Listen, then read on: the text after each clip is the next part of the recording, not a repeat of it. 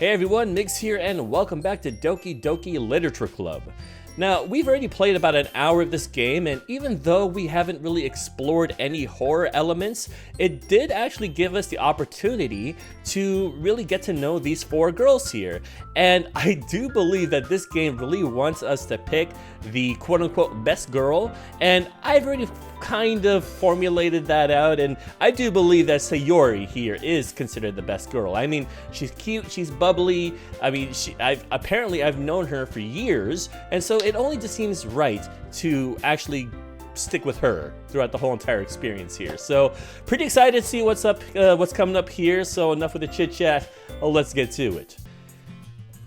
Sayori, about what happened earlier. Eh? What do you mean? You know, between Yuri and Natsuki. Does that kind of thing happen often? No. That's really the first time I've seen them fight like that. I promise they're both wonderful people. I mean, these two, considering that was the first time she's seen these two fight like that, it's because of me. It's because I put a damper on their club here. I should just leave. I should just leave the club. You don't hate them, do you? No, I don't hate them. I just wanted your opinion, that's all. I could see why they'd make good friends with you. Phew. You know, MigsXL, it's nice that I get to spend time with you in the club, but I think seeing you get along with everyone is what makes me the happiest. And I think everyone likes you too. That's... Every day is going to be so much fun. It looks like Sayori still hasn't caught on to the kind of situation I'm in. Sure, being friends with everyone is nice, but does it really need to stop there? We'll just have to see what the future holds, Sayori. I pat Sayori on the shoulder. I said that more to myself than to her, but it's easy to use Sayori as an integral monologue sometimes. Okay. Yeah. Let's do this. Oh yeah, we have to write another poem. Alright, here we go. It's poetry time, you guys. Let's go ahead and let's pick Doki Doki, since, you know, that's what we're playing right now. Yeah, let's pick Doki Doki. Oh! I just noticed the characters on the left, you know, our three girls here, they actually cheer for whatever word I pick. Okay, giggle, loud, secretive, passion, vibrant, swimsuit, nibble. Let's go giggle. Okay, one more. Raindrops, fickle, fireflies. Fireflies, I like fireflies. All right. Like I said, man, Sayori's gonna love our poem. All right, so another day passes, and it's time for the club meeting already. I've gotten a little more comfortable here over the past couple days. Entering the club room, the usual scene greets me. Hi, MigsXL. Yo, Sayori. Looks like you're in a good mood today. I'm just still not used to you being in a club, that's all. I see. That's a pretty simple thing to get you in a good mood. But I guess it's always the simple things with you anyway. Speaking of which, I'm kinda hungry. Will you come with me to buy a snack? No thanks, damn, Migs. That's not like you at all. I have my reasons. Why don't we take a look at your purse, Yuri? Eh? Why that all of a sudden? No reason, real. Why am I looking at her purse? Invasion of privacy, MigsXL. I swear, he did this in the last episode also. He just doesn't get boundaries. Sayori nervously retrieves her coin purse. She fumbles with the latch and gets it open. Then she turns it upside down and lets its contents spill onto the desk. Only 2 small coins fall out. I knew it. Oh, she was gonna have Migs pay for it. I can see right through you, Sayori. That's not fair. How'd you even know? It's simple. If you had enough money in the first place, you would have bought a snack before coming to the club room. Well, isn't MigsXL a bit of a detective here, huh? So either you're not hungry and wanted an excuse to take a walk, or you plan to conveniently forget that you spent all your money so that I would lend you some. But there's one more thing. You're always hungry. She's a grown girl, you guys. And so that only leaves the one option. What? I give up. Don't make me feel guilty. If you feel guilty, that means you deserve to feel guilty. Yuri suddenly giggles. I didn't notice that she was listening in. Her face in her book is always. I wasn't listening to anything. It was just something in my book. Yuri, tell MigsXL to tell me to let me borrow some money. Don't get me involved like that, Sayori. Besides, you should only buy what you can responsibly afford. And frankly, after pulling a mischievous little stunt like that, your suffering is fair enough retribution. Did I just... I didn't mean that. I got too absorbed into my book. I really like when you speak your mind, Yuri. It doesn't happen much, but it's a fun side of you. There's no way you could think that. You were right, though. I did something bad, and now I have to accept the retribution. That! Still, coming from you, Sayori, I guess there's a little devil inside all of us, isn't there? Don't let her fool you. Sayori knows exactly what she's doing. After all, she told you guys she was bringing me to the club before she even told me. But you wouldn't have come if it weren't for the cupcakes. So I had to trick Natsuki into making them. Come on, give me more credit than that, Sayori. Whap! Kya! Out of nowhere, something smacks Yuri in the face and tumbles onto the desk. Ow! What was... a cookie! Sure enough, it's a giant cookie wrapped in plastic. Sayori glances around. Is this a miracle? It's because I paid my restitution? Retribution. Actually, that one almost worked. I was just gonna give it to you, but then I heard you blab about the cupcakes. It was totally worth seeing your reaction, although. Natsuki, that's so nice of you. I'm so happy. Sayori hugs the cookie. Jeez, just eat it. Sayori rapidly tears open the wrapper and takes a big bite. So good. Sayori suddenly clasps her hands over her mouth. I bit my tongue. You're going through a lot over just one cookie. Natsuki takes a bite of her own cookie. Yours looks really good too, Natsuki. Can I try it? Jeez, beggars can't be choosers. But yours is chocolate. Yeah, why do you think I gave you that one? Fine. Still, I'm really happy that you shared this one with me. Sayori gets out of her seat and goes behind Natsuki, then wraps her arms around her. Aw, jeez. I get it. Cookie still in hand, Natsuki reaches up to nudge Sayori off of her. Oh! Sayori suddenly leans down and takes a bite out of Natsuki's cookie. Hey! Did you seriously just do that? Uh-huh. Mouth full, Sayori trots away to safety. Yuri and I laugh as well. Jeez, you're such a kid sometimes. Monica, can you tell Sayori? Natsuki glances around. Monica is in the club room. Where's Monica anyway? Good question. Have any of you heard anything about her being late today? Not me.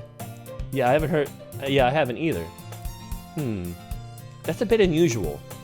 I hope she's okay. Of course she's okay. She probably just had something to do today.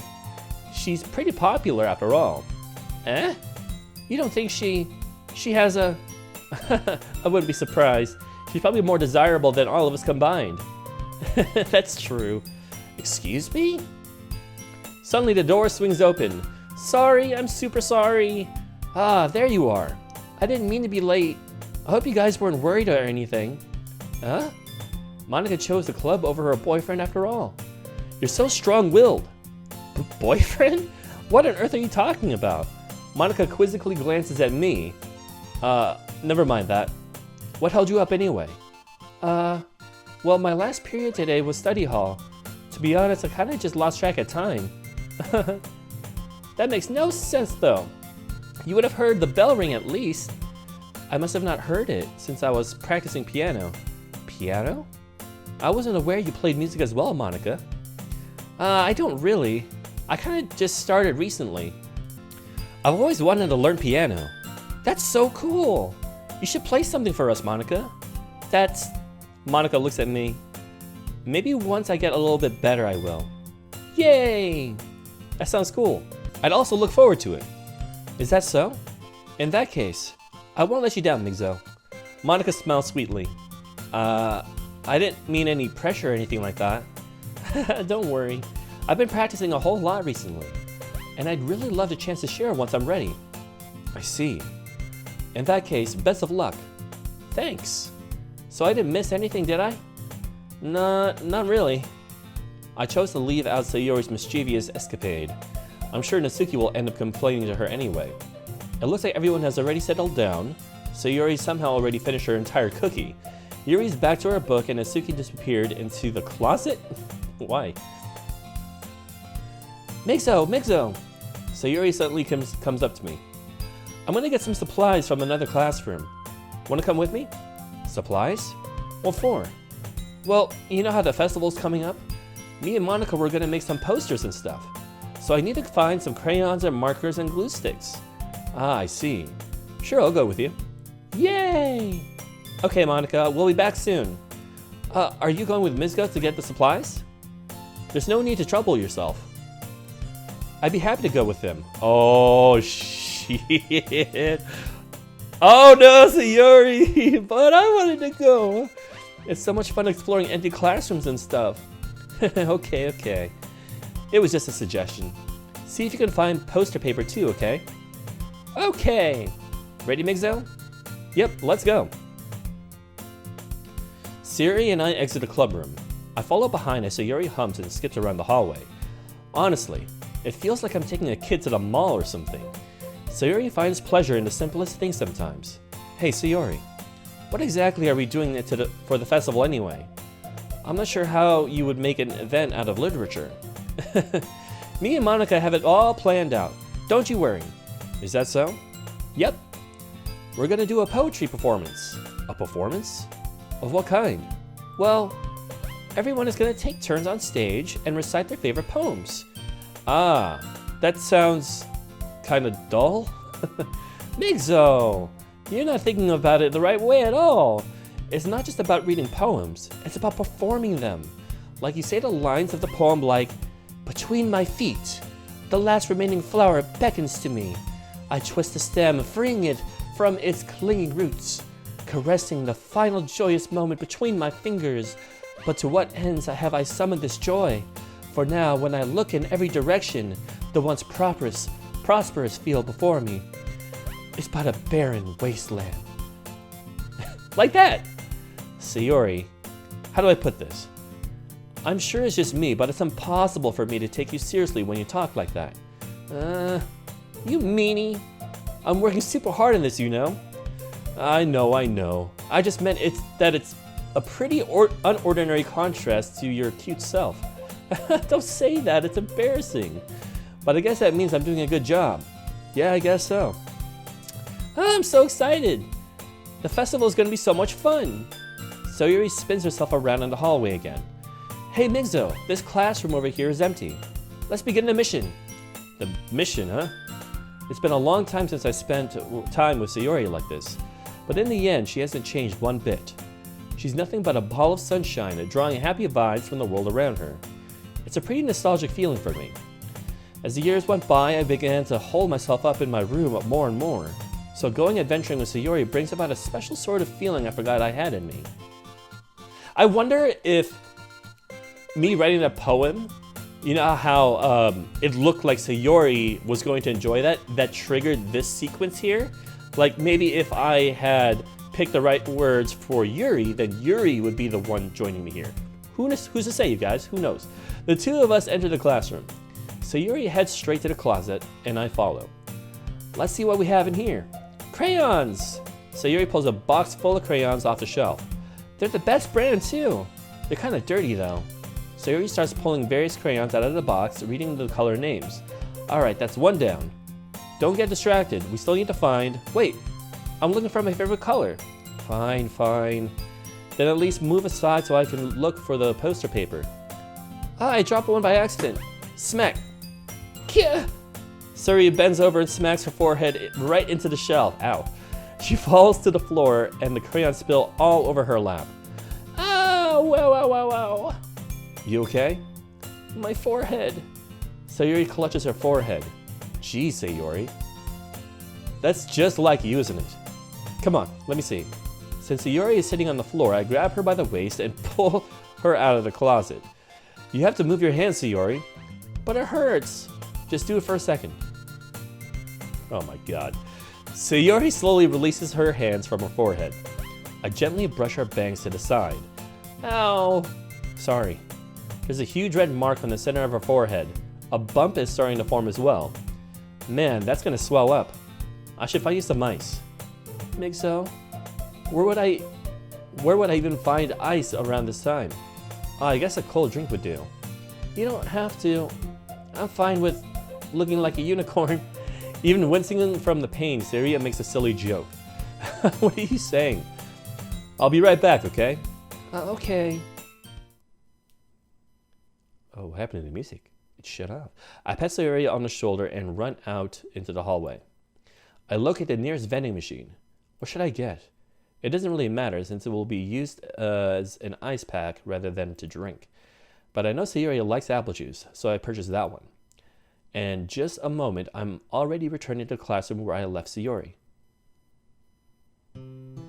She has one palm on her forehead and is using the other hand to clumsily scoop crayons back to the box. At least they were already in the wrong spots before I spilled them. Sayori, here. I hand Sayori the bottle of apple juice. It's nice and cold. Sayori opens the cap and starts drinking from it. Sayori, what are you doing? It's for your forehead, you idiot. Sorry, I forgot. How hard did you hit your head? Sayori places the bottle against the bump of her head. It stings. Just bear with it. It will feel better soon. Looks like you cleaned up most of the crayons, so that's good. Hey, MigsXL? This kind of reminds you of growing up, doesn't it? Huh? What do you mean? You know how we used to play outside all the time?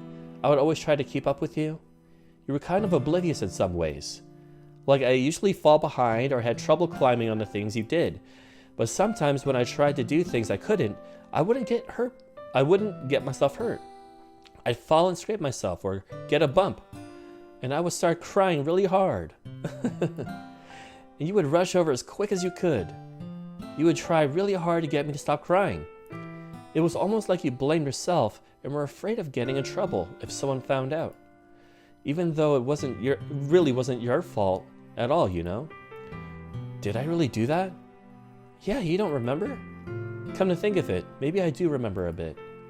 I guess I was always so focused on my games that I didn't pay enough attention to you. So in a way, it was my fault. Kind of like this time too. If I wasn't rushing you out of the closet, you probably wouldn't have hit your head. MigsXL, I don't think you realize it, but you're always thinking about other people. Even after all these years, you're rushing to help me, even though I'm just being clumsy. You're really a sweetheart. Don't call me that. And I don't really do this kind of thing all the time. I guess when it comes to you, it just feels natural. Before I even know it, I'm treating you like that. I guess that's what happens when you've been friends for so long. Really? Maybe you're right. MigsXL? I'm so glad that nothing's changed between us. You think it'll be like this forever? Forever? If I'm honest to myself, there's no telling where we'll each end up for college or after that. So it wouldn't be fair for me to make any promises. But, well, I hope so. It's been this long already, right? I can't imagine you ever changing, so my hopes are up. I'm so happy. Sayori has a whimsical expression in her eyes. This is so adorable, you guys. How could anything bad happen, right? Right? We remain silent for a moment. She's so silly and clumsy on the outside that when I see her deep in thought like this, it makes me not want to disturb her. I guess we should head back. I don't want to worry Monica, you know. Good luck with that. She's gonna see your forehead either way. Not if I hide it under my bangs. Sayori hops to her feet. Ah! She clutches her forehead again. Don't stand up so fast after hurting yourself. Well, I guess it's too late now. Anyway, let's go. I follow Sayori out of the classroom. Sayori plays with her bangs to try to hide the bump, but without much success. In a moment, we make it back to the club room. Ah, you're back. Good timing. I was just about to start with sharing our poems. Sayori, your forehead. She's fine, don't worry about it. I was playing with the crayons and smacked my forehead into the shelf. Well, anyway. Were you able to find everything we needed? Uh-huh. I have it right. Huh? Sayori frantically glances around herself. I forgot all of the stuff. Calm down, Sayori. I have it all right here. I found the poster paper too. Sounds like you ended up doing all the work, MigsXL. Well, Sayori, I failed to come up with any excuse for Sayori. I made it an adventure. Yeah, that. Okay. In any case, good work. I'll start working on the posters tonight. Me too. Okay, everyone. Are you ready to share your poems? Guess I should grab mine. After making sure the crayon box is closed tightly, I return to my seat. Okay, so who should I read first? Let's go with Monica, huh? Hi again, MigsXL. How's the writing going? Alright, I guess. I'll take that. As long as it's not going bad. I'm happy that you're applying yourself. Maybe soon you'll come up with a masterpiece. I wouldn't count on that. You never know. Want to share what you wrote today? Sure, here you go. I give my poem to Monica. Okay, she's reading it. Alright, it's pretty good. It makes me think of Sayori like the other one. Okay, it is. Okay, so that's pretty cool that it's kind of like a choose your own adventure thing, but I don't know how much of the story is actually impacted on those kind of choices. You two are like a dynamic duo. That's kind of exaggerating it. Yeah, probably. But you do spend a lot of time with her in this club, don't you? Then again, I don't blame you for being a little shy. I'm not shy, it's just... I'm just teasing. I know it takes a bit more time to make friends with everyone. But Yuri and Natsuki are super interesting people, so don't be afraid to give them their share of time. And you can talk to me every now and then too. I'm not like unapproachable or anything, am I? No, it's nothing like that. I'm just still getting used to being here, that's all. Yeah, I'm sorry if I was putting pressure on you or something. I really didn't mean it like that. No, don't worry. I get what you're saying. Well, alright. But anyway, you want to read my poem now? I like the way this one turned out, so I hope you do too. Alright, let's take a look.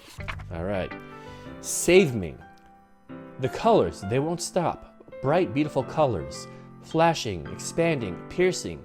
Red, green, blue. An endless cacophony of meaningless noise. The noise, it won't stop. Violent, grafting waveforms. Squeaking, screeching, piercing. Sine, cosine, tangent. Like playing a chalkboard on a turntable. Like playing a vinyl on a pizza crust. An endless poem of meaningless. Kind of load me? What? A weird poem you got there. Monica, you okay? It's even more abstract than your last one, huh? It's like she's a computer. Uh-huh. I guess that's just the way I write. I'm sorry if you don't like it. No, I never said that. It's just the kind of thing I've never really seen before, I guess.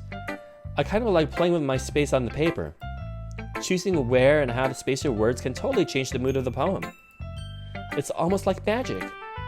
The way I wrote the lines really short makes it feel like they're trying to speak over the noise. I see. It's so hard for me to tell what it's about though. Sometimes asking what a poem about isn't the right question. A poem can be as abstract as the physical expression of a feeling, or a conversation with the reader. So putting it that way, not every poem is about something. Anyway, here's Monica's writing tip of the day. Sometimes you'll find yourself facing a difficult decision. When it happens, don't forget to save your game. You never know when you might change your mind. She telling me to save the game right now? Or when something unexpected may happen. Wait, is this tip even about writing? What am I even talking about? She kind of broke the fourth wall there a little bit now, didn't she? That's my advice for today. Thanks for listening. What a weirdo. Okay, who should I show my poem to next? Let's go with Natsuki, since she fed my best friend Sayori. Well, it's not really any worse than your last one, but I can't really say it's any better either. Huh? What? Well, anything that isn't a train wreck, I'll take as a win. And I get the feeling you're probably the most critical. Hey, what makes you... Wait, maybe that was a compliment. Glad to see someone recognizes my experience. Well then, keep practicing and maybe you'll be as good as me someday. That's, something tells me Natsuki completely missed the point. Come to think of it, this kind of reminds me of Sayori's poem from yesterday. Huh? You think so? Yeah, well, I guess if you've been friends with her for so long, you might be on the same wavelength. But you never really struck me as her type. Sayori has a type? All of a sudden? Well, I don't know, but honestly, how can someone so fluffy spend so much time with someone like you? It's like she's dragging around a dead weight. That was a little unnecessary. But think of it this way. If it weren't for me, she would probably just fly away like letting go of a balloon. You could say we each take care of each other in our own way. Whatever it is, I don't get it. Especially you're young, Natsuki. You're not supposed to get it yet. Oh yeah, I guess I'm supposed to show you my poem. Here. Okay, so it's actually like a long poem this time. Amy likes spiders. You know what I heard about Amy? Amy likes spiders. Icky, wriggly, hairy, ugly spiders.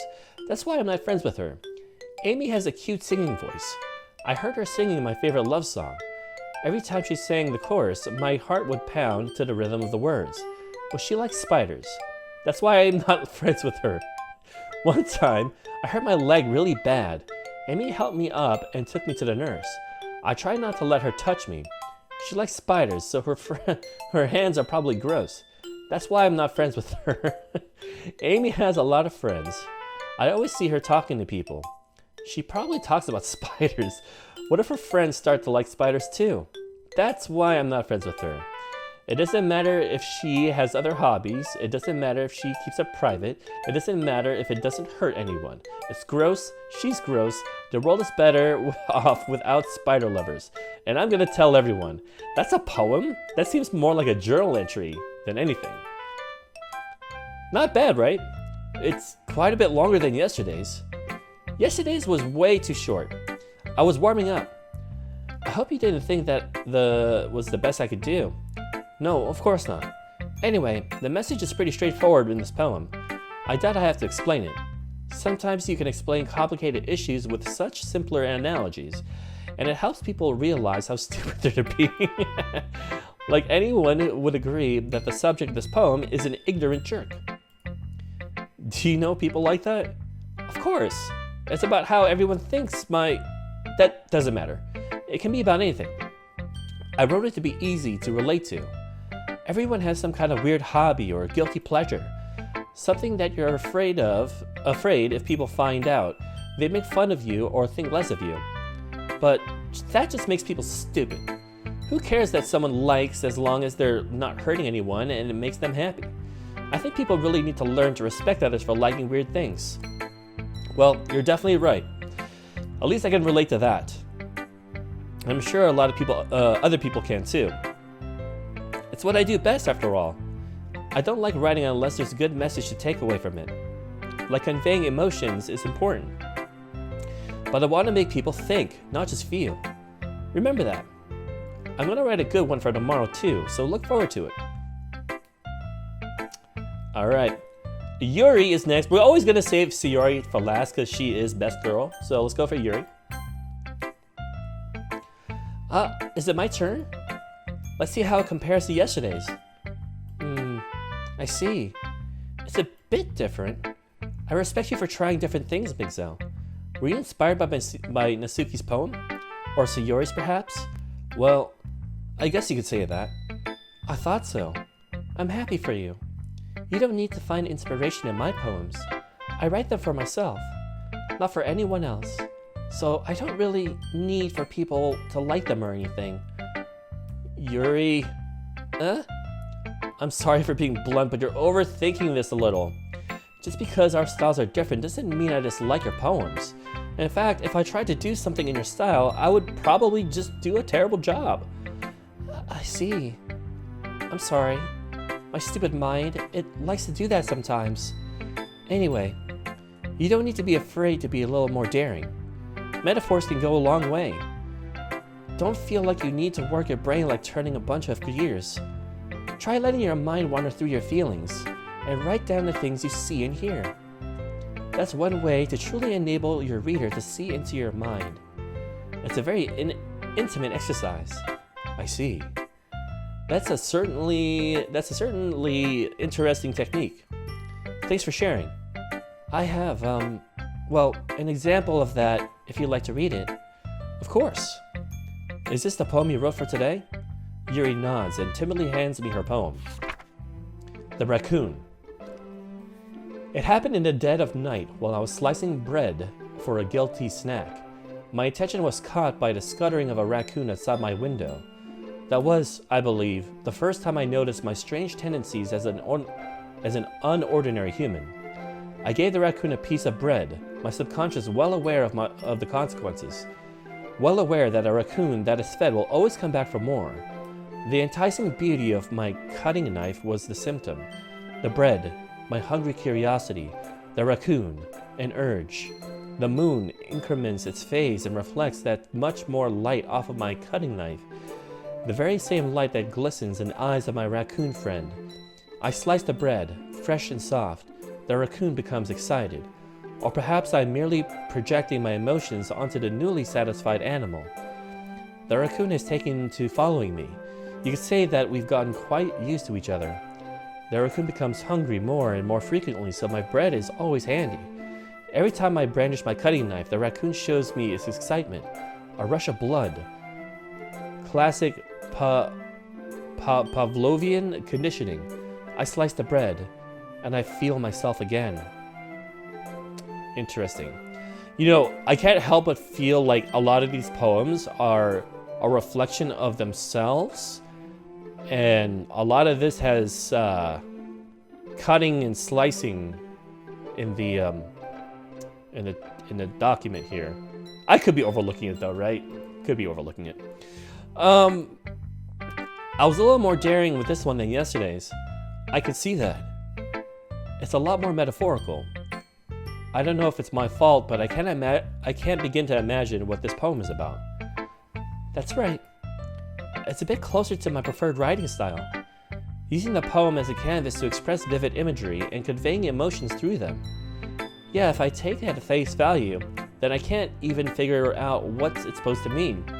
Well, I think it's something that different people can relate to in their own way. I'm sorry, I'm like trying to think about her poem, and considering that this is supposed to be a horror game, and this whole cutting and slicing, is she gonna be like a murderer, dude?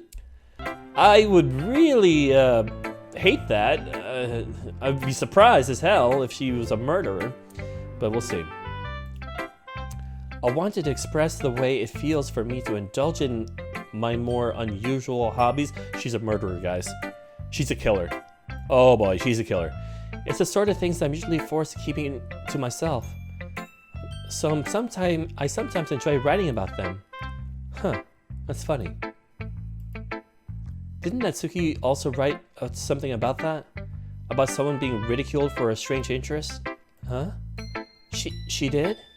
Yeah.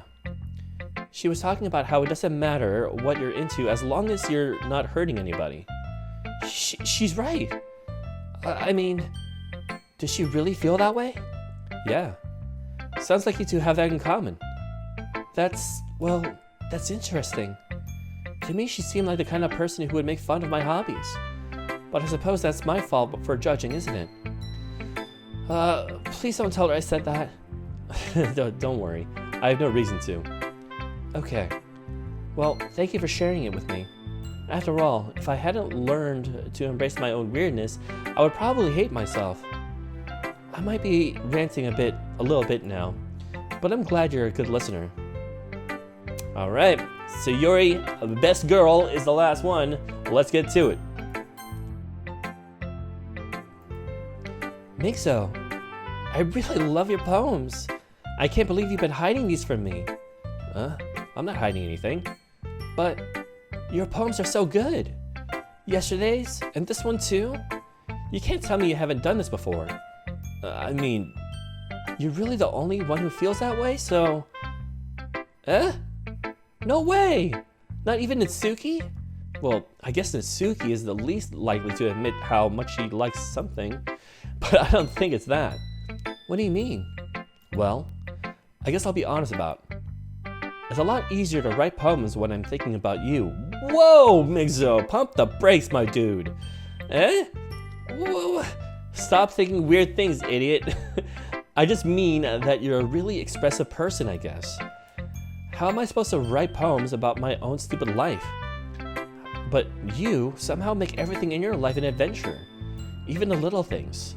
Like cooking? Let's not talk about that. So, yeah. I guess that's what I'm saying, is that I feel more feelings through you than I can through myself. It's kind of sad. We have that kind of weird connection. It's your fault for getting in my business all the time. I don't know if I understand. You never understand when I try to explain things to you, do you, Sayori? I pet Sayori's head. Hey! I'm not a kid, you know. You sure about that? Maybe. Sayori starts fiddling with her pencil between her hands. Hey, Migzo, will you give me your poem? I kind of want to keep it. Huh? Why? Because, well, it's the first time you've written something for me. Sayori completely misunderstood. I didn't write this for you. Are you even listening anymore? Well, whatever. I'll give it to you when we go home. Really? Snap. I broke my pencil.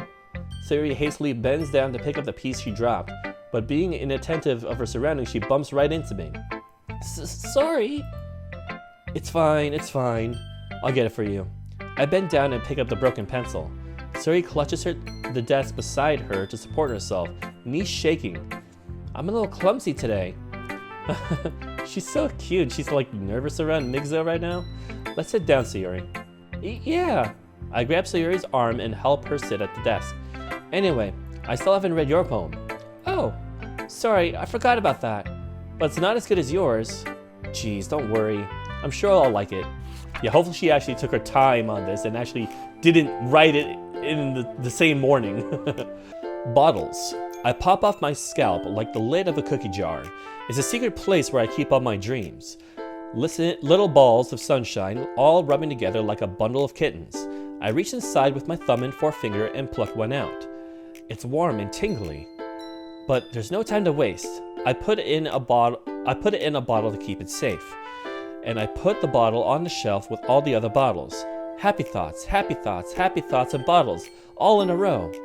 My collection makes me lots of friends. Each bottle a starlight to make amends.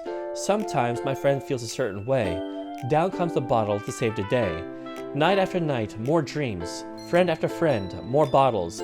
Deeper and deeper my fingers go. Like exploring a dark cave, discovering the secrets hiding in the nooks and crannies. Digging and digging, scraping and scraping. I blow dust off my bottle caps. It doesn't feel like time elapsed. My empty shelf could use some more. My friends look through my locked front door. Finally, all done, I open up and in come my friends. In they come in such a hurry.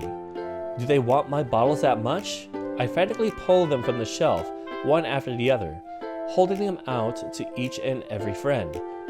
Each and every bottle. But every time I let one go, it shatters against the tile between my feet. Happy thoughts in shards all over the floor. They were supposed to be for my friends who aren't smiling. They're all shouting, pleading, something. But all I hear is echo, echo, echo, echo, echo inside my head. I don't really know what to make out of this poem. Let's see if Sayori can actually give some context. Holy crap! Sayori, did you really write this? Of course I did. It is a brilliant poem. I just don't really know the context. I don't know how to perceive it for me, you know? Didn't I tell you yesterday I was gonna write the best poem ever? Yeah, but I mean, I didn't expect something like this coming from you. Monica taught me a whole lot, and I've been really in touch with my feelings recently. I see that. It's almost kind of creepy. Creepy? Well, not exactly. Maybe because I'm so used to you being cheerful. Well, never mind. I'm thinking too hard about it. The point is, it came out good, so you should be proud of it. Oh, thanks. I feel like I was meant to express myself this way. It even helps me understand my own feelings a little bit better. Writing is like magic. You've gotten pretty passionate about this, huh? I hope you keep it up. Yeah, writing's the best. I'm gonna keep writing until I die. Don't get ahead of yourself. Series always had a habit of getting obsessed with something before dropping it no more than a week later. I wonder if this is one of those times, but seeing the passion in her eyes makes it hard for me to be pessimistic. Okay, everyone, we're all done reading each other's poems, right? I have something extra planned today, so if everyone could come sit at the front of the room. All right, everyone, as much as I love to continue on, I'm afraid that we are out of time for today, but stay tuned because there's still so much to unravel with Doki Doki Literature Club. I mean, hell, we still haven't experienced any horror elements. God knows when that's gonna happen. When I say when that's gonna happen, I mean when Yuri is gonna start murdering everyone, because I'm pretty sure that's what's gonna happen, you guys.